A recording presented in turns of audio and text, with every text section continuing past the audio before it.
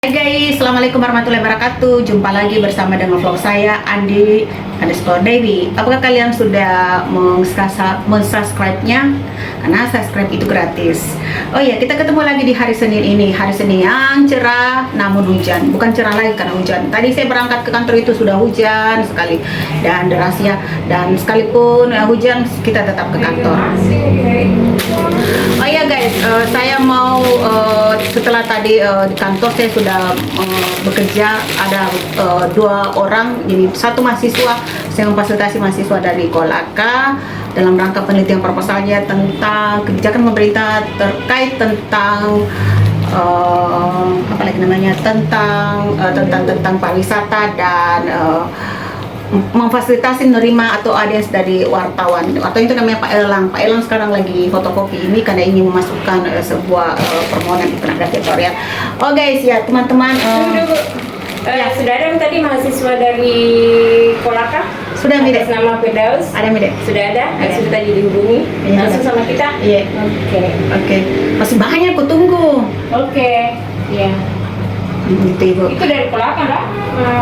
Gimana nih di sini? Itu dari Kolaka, jauh-jauh dari sini, Sulawesi Tenggara. Tadi teman saya namanya Ibu Aji. Kita unboxing dulu ya, karena kita lagi oh ya, saya dibelikan lagi pepaya sama Ana ini. Ana ini adalah kameramen saya kalau di kantor ya. Ini harus makan buah banyak. Bagaimana caranya makan buah banyak? Ya biasakan, saya itu tidak suka makan buah, tetapi saya biasakan makan buah. Ya, unboxing dulu ya guys. Ini sebetulnya ada paket yang datang dari also pelangganan saya di Bandung. Ini adalah Petro kayaknya deh, karena saya itu cakep guys. Di mana nah, cakep nggak? Iya Bu. Cakep. Jadi warnanya ini warna abu-abu ya, abu-abu guys. Seperti ini guys. Oh dia pakai ini guys ya. Oh gini. Cakep betul. Saya tadi waktu saya pertama kali mau ngeklik ini untuk order ini, kan ini cuma ini yang tinggal dah guys ya, sudah sold out lagi, yang sudah sold out yang warna-warna lain tinggal ini. Kirain kurang baik, ternyata bagus, cakep. Dan kayaknya itu loh guys ya. Kalau ada mau beli ini silahkan. Ini saya jual di harga 200 ya. Iya, 200 ini loh guys. Ini set rok ya. Ini kayaknya halus sekali. Pegang anak. Lesah? Iya. Kayak satin. Nah, roknya pun seperti itu. Oke guys ya, seperti itu guys tuh. Tadi itu ada Ibu Aji tadi. Ibu Aji adalah kasubag kepegawaian yang datang mengontrol. Dia mengingatkan saya dan mungkin dia membantu saya. Tadi ada katanya mahasiswa dari ini. Oke guys ya, sebentar saya unboxing ini, tidak mau di kamera. Ikuti proses selanjutnya ya. Mungkin sebentar ada senamnya, atau mungkin ada lagi mahasiswa atau ada tugas-tugas selanjutnya guys. Jangan lupa subscribe, follow juga saya punya ini ya, akun IG. Nah guys, siapa saja aktornya? Pemerintah, kemudian akademisi, pelaku bisnis, kemudian masyarakat yang dibentuk seperti kelompok sadar wisata, termasuk ya. Kemudian juga satu lagi yang terakhir apa lagi ya? pelaku UMKM bukan pelaku usaha sudah ya. Aktor lingkungan alam. Aktor lingkungan alam. Ya, lingkungan alamnya seperti apa? Perhatian, diperhatikan. aktivis ya. Terus yang menjadi pertanyaannya itu adalah pembangunan berkelanjutan ya sih. Oh ya, pembangunan berkelanjutan. Memang sekarang itu Mas, membangun sebuah pariwisata atau destinasi wisata itu bukan hanya sekedar membangun, tetapi kita perlu mempertimbangkan aspek ke depan ya. Jadi ketika ingin membangun sebuah desa wisata misalnya ya, kita tidak sekedar untuk mendapatkan penghargaan atau kejuaraan, karena kan banyak stigma yang berkembang di pusat mengatakan bahwa sebagian besar desa termasuk jajaran desa ingin membangun desa wisata karena memburu atau mengejar daripada target piala itu penghargaan ADWI. Pernah dengar AD kan? Pernah. Anugerah Desa Wisata AD, Anugerah Desa Wisata Indonesia yang dilaksanakan oleh Kementerian Pariwisata dan Ekraf RI. Tiap tahun itu Mas itu anunya. Apalagi namanya? Tiap tahun itu Pak, apalagi pelaksanaannya. Nah, jadilah Sulawesi Selatan itu urutan kedua terbanyak desa wisatanya se-Indonesia. Nah, jadilah entah karena kita punya potensi atau entah karena sebagian besar pelaku wisata terutama di desa itu ingin karena memenuhi saja target atau memenuhi administrasi atau memenuhi daripada kewajibannya, mungkin karena pelaku kebijakan di atas pimpinan menekankan agar mendirikan beberapa buah desa wisata di sebuah kabupaten atau kota madya, entah ya. Tetapi kita itu berharap ya, pariwisata berharap sebagai organisasi yang menjadi naungan, yang menjadi pemegang kebijakan atau menjadi pembina atau mengawal desa wisata itu, inginkan agar setelah desa wisata berkembang dan syukur-syukur kalau dapat juara, itu bisa meningkat menjadi sebuah desa mandiri yang menjadi panutan bagi desa-desa yang lain di Sinjai, yang menjadi role model bagi desa-desa yang lain, sehingga desa lain juga terpacu untuk seperti yang dilakukan oleh desa. Misalnya desa Barania, tahu kan? Ya, desa Barania itulah salah satu desa Barania, desa wisata yang sudah terkenal sampai di nasional karena pernah juara 1 kategori CHSE se-Indonesia, dan pernah juga masuk dalam 10 besar desa wisata Nusantara yang diadakan oleh Kementerian Desa, yang 10 besar yang itu pasti banyak mendapatkan perhatian baik secara publis oleh wartawan maupun dari pemerintah, pasti mendapatkan penghargaan, diganjar oleh keuangan pembinaan, dan masuk beberapa swasta ingin bekerjasama berkolaborasi dengan Pak Desanya atau pengelolanya di sana. Nah, apa pertanyaannya? Itu. Kayaknya sangat banyak sekali informasi barusan tadi, Bu. Baik, karena dibilang tadi potensi ya Bu Sulawesi Selatan, termasuk di Sinjai tadi.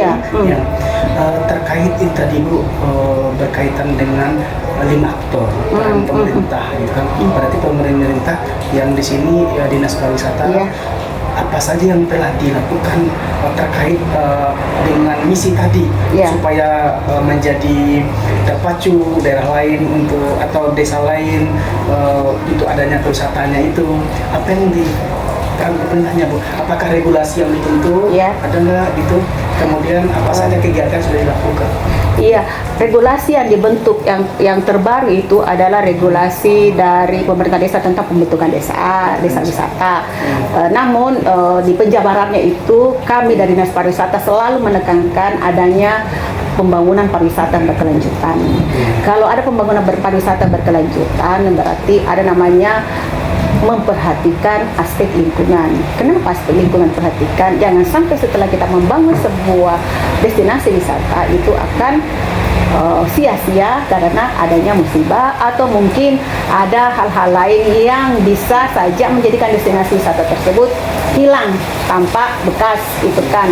Nah, untuk seperti itu, kalau untuk mendukung secara regulasi, saya belum ada dari pihak pemerintah daerah, tetapi entah dari stakeholder lain yang menangani itu kan ada Dinas Lingkungan Hidup, coba bisa berkolaborasi, bisa koordinasi Dinas Lingkungan Hidup atau Dinas Kehutanan, silakan Pak. Iya, silakan. Siapa tahu ada yang berkolaborasi, pastikan merujuknya hal-hal yang pariwisata alam. Kalau di hutan mangrove kan pariwisata alam, ya pasti itu akan menyentuh juga pariwisata alam. Coba cari-cari di sana apakah ada perbuk atau apakah ada peraturan daerah yang mendukung daripada kebijakan pemerintah tentang pentingnya penekanan pembangunan berkelanjutan khusus untuk sektor kepariwisataan, ya. Karena kalau di pariwisata itu kami hanya mengeluarkan bukan jarang ya, yang 2021 itu kami hanya mengeluarkan regulasi tentang kenaikan tarif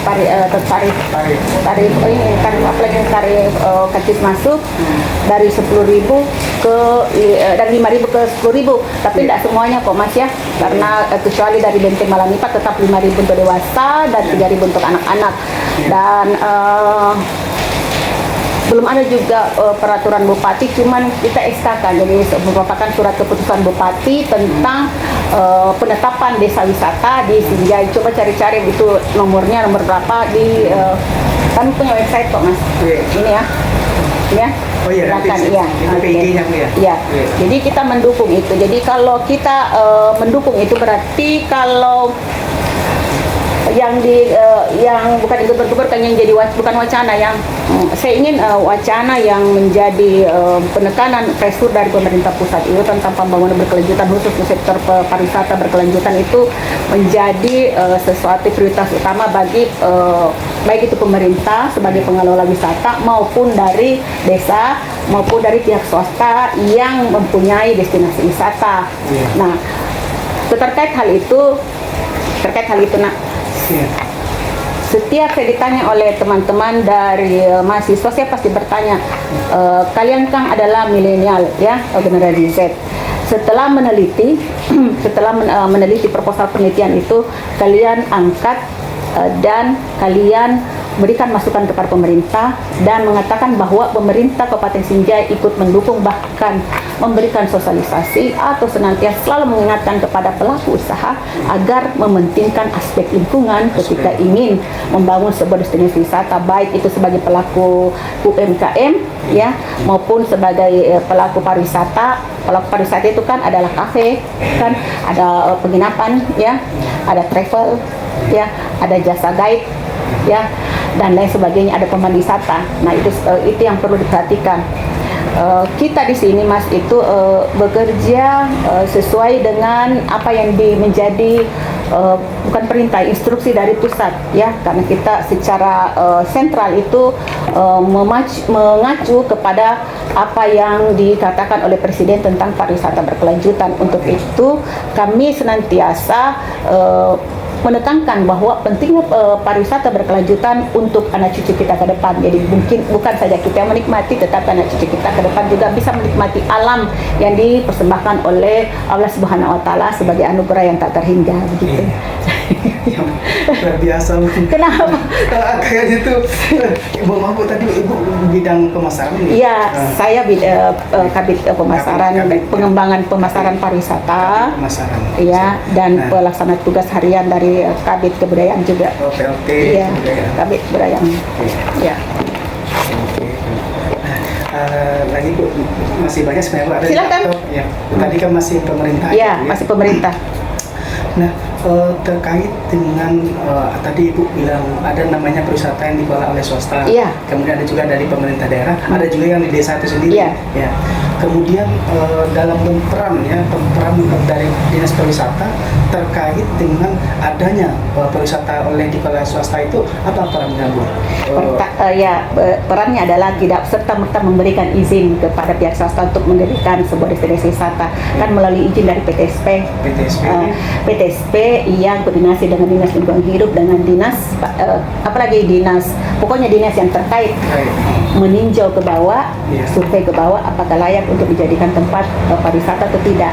Setelah itu ditinjau, dipertimbangkan, kalau memang layak dipertimbangkan untuk diberikan izin untuk mendirikan perusahaan, mendirikan destinasi wisata dengan ada izinkan namanya tanda usaha jasa TDUP dulu, tanda di sini dulu pernah dikelola tapi sekarang pindah di organisasi dinas PTSP itu satu pintu pelayanan satu pintu, jadi yang namanya apa usaha jasa kepariwisataan. Nah itu seperti itu. Jadi perannya kita di situ adalah tidak serta-merta memberikan izin kepada setiap pelaku usaha atau masyarakat yang ingin mendirikan destinasi wisata untuk langsung mendirikan destinasi wisata, tapi kita mempunyai beberapa aspek-aspek. Kita koordinasi dengan berbagai OPD terkait baik yang akan turun ke lapangan, survei ke lapangan apakah layak tidak untuk mendirikan objek wisata, baik layak dari kepemilikan tanahnya, jangan sampai ada sengketa tanah, apa layak untuk mendirikan sebuah misalnya kolam, ya, apakah dari mana airnya itu masih gini, dari mana airnya itu didapatkan, apakah airnya bersih, terus layakkah, apakah tidak mengganggu daripada lingkungan di sekitarnya, apakah pepohonan di sana tetap ada walaupun ada yang namanya, walaupun berdiri sebuah objek wisata, apakah apakah yang menjadi tujuan utama daripada pendiri objek wisata tersebut, apakah karena ingin mendapatkan keuntungan atau karena ingin memberikan lagi namanya masyarakat sebagai destinasi wisata, tetapi ada mereka mengatakan bahwa daripada mereka masyarakat Sinjai pergi ke luar Kabupaten Sinjai yang hampir sama dengan kita punya potensi, lebih baik kita dirikan namanya kolam buatan, itu namanya Papaliang. Iya, sekarang itu ribuan datang, itulah Mas. Saya kaget itu waktu saya Itu Mas bicara kemarin. setiap hari loh Mas. Toh, 60 juta kan satu hari. Memang. Itu tidak Kenapa nggak bisa diambil alih oleh Pemda? nggak bisa, itu kan milik pribadi. Ke wilayahnya. Wilayah. Jadi Daerah. itu independen kan Mas, mandiri ya. Itu lama juga Mas baru berdiri, karena kita itu perhatikan berapa aspek. Dan tapi mudah-mudahan ya bukan karena panas-panasnya kan. Iya. Kan kapan datangnya? Baru dari Rabu sini. Itu kan? Iya. Lihat. Iya. Hari apa? Weekend atau weekday? Ini bukan hari Rabu kan. Oh, berarti weekday. Weekday, berhari-hari biasa. Hari kerja. Meskipun hari biasa kan? Kemarin itu acara kan hari Minggu mau ke sana. cuman kan- Lebih-lebih hari Minggu Mas. Nggak ada kok dapat kita dapat apa lagi? Gazebo. Kalau bukan pagi-pagi. Luar biasa. Iya kan? Nanti mungkin saya kan ada 2 kali prodi turun. Iya. Nanti pertengahan Agustus saya kembali lagi. Iya. Nanti saya akan datang. Coba lihat lagi perkembangannya. Iya. Apakah masih seanimo sekarang masyarakatnya, pengunjungnya, atau malah turun? Itu saya ingin dapatkan, tapi mudah-mudahan bisa berkembang Iya, terus. karena kan sudah banyak yang desa wisata, ada juga dikelola pemerintah, persaingan ceritanya. Iya, persaingan, iya. Kemudian sedikit lagu, ada tadi pembagiannya Bu ya, apa peran dari dinas pariwisata Iya. terkait dengan ada desa yang wisata yang dikelola oleh desa sendiri. Semua desa wisata dikelola oleh desa sendiri atau Bumdes. Bumdes. Iya. Kemudian untuk dari segi regulasi apa? Itu tadi surat keputusan dari Bupati Sinjai untuk penetapan daripada desa wisata di Sinjai. Baik. Iya. Kemudian desa Toketongke tadi saya sudah wawancara dengan Pak Robi tadi sebagian, kata beliau ada 7 destinasi wisata yang dikelola oleh dinas pariwisata sendiri. Kemudian untuk keterlibatan dengan pelaku usaha Bu, ada nggak Bu? Yang dikelola pemerintah atau? Yang dikelola pemerintah. Ya, keterlibatan pelaku usaha di dalam pengelolaan pariwisata. dalam mendukung itu. Mendukung itu. Ada Ya. nggak Bu melibatkan pelaku usaha pelaku usaha atau juga stakeholder Ya. yang terkait dengan 7 destinasi tadi? Ya. Kalau masalah stakeholder kan tidak mungkin terbangun hutan mangrove Tongke-Tongke kalau mereka tidak terlibat kan. Iya, betul.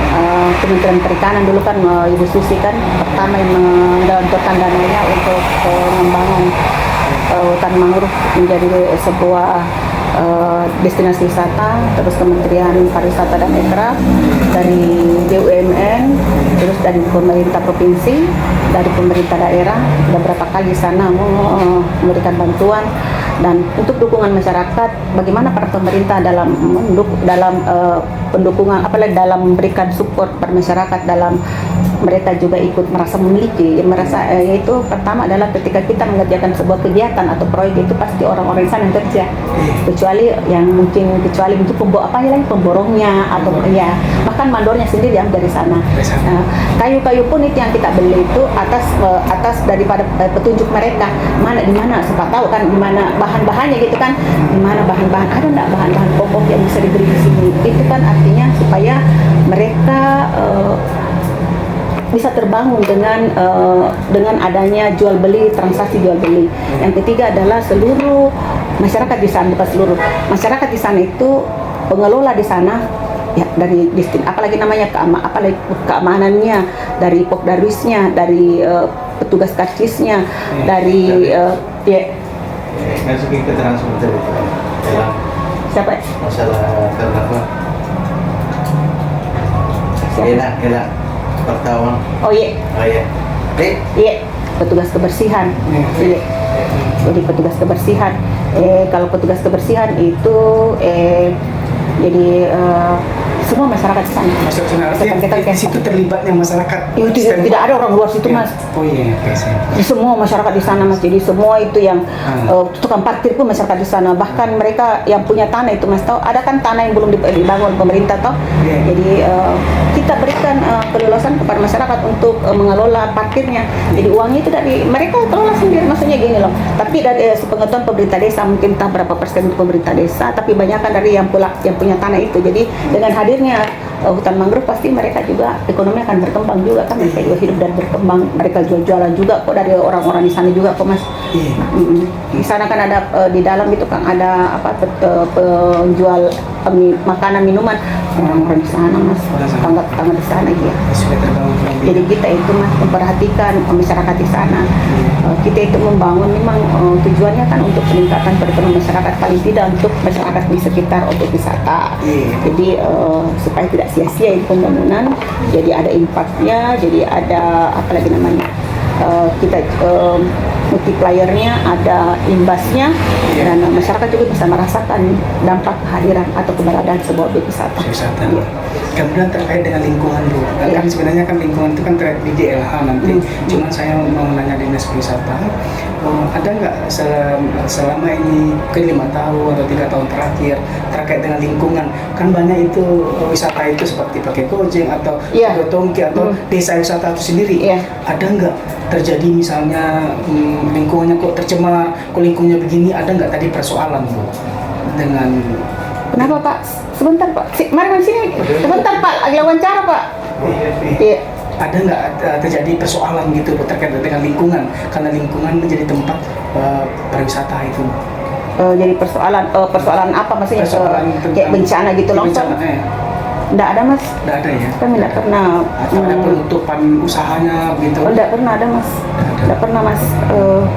Kalau masalah longsor itu kan murni apalagi pemukiman masyarakat, tapi kalau untuk terkena musibah itu tidak pernah ada daripada destinasi wisata baik dikelola pemerintah maupun masyarakat setempat, tidak pernah. Kemudian dari pariwisata katanya ada yang namanya kerjasama dengan apa namanya itu, tentu jaminan asuransi. Iya. Apa ada klaim itu terjadi? Ada.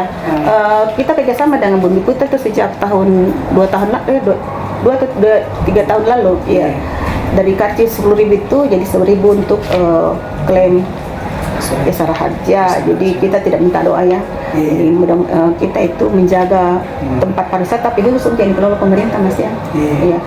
Jadi setiap kejadian-kejadian tidak diinginkan, kecelakaan di tempat wisata, wisata bisa diklaim dengan tanda bukti karcis yang sudah dibeli. Iya, tapi sepanjang ini belum ada. Belum. Iya, itu sudah 3 tahun loh. Pak, belum. Alhamdulillah. Harus aman. Iya. Saya kira untuk sementara itu kan ada tamunya Ibu. Mungkin data sudah saya dapatkan. Kemungkinan apakah saya minta data untuk misalnya saya minta data pengunjung atau pendapatannya, kemudian kerjasama dengan siapa saja dinas pariwisata ini. Saya dengar ada dari akademisi juga Ibu ya, melibatkan Poltekpar Makassar ya. Kami juga kerjasama dengan Universitas Muhammadiyah Sinjai. Ada juga. Ya, kerjasama itu perannya, Bu? memfasilitasi.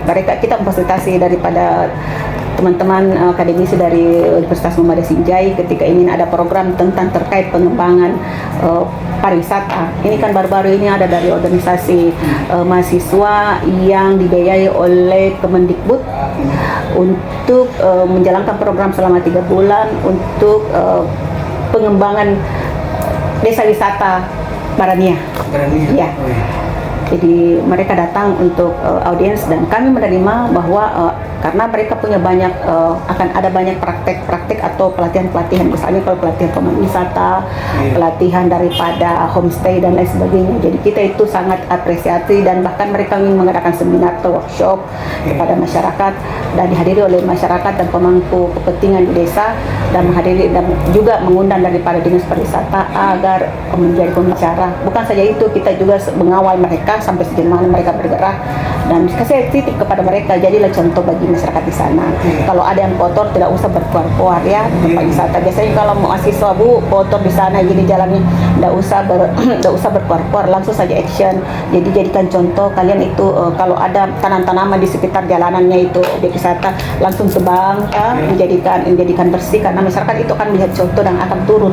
Bahkan mungkin bukan turun, mungkin berikan teh, karena ya begitulah masyarakat harus diberi contoh dulu masyarakat desa ya. Seperti itu. Ya, siap.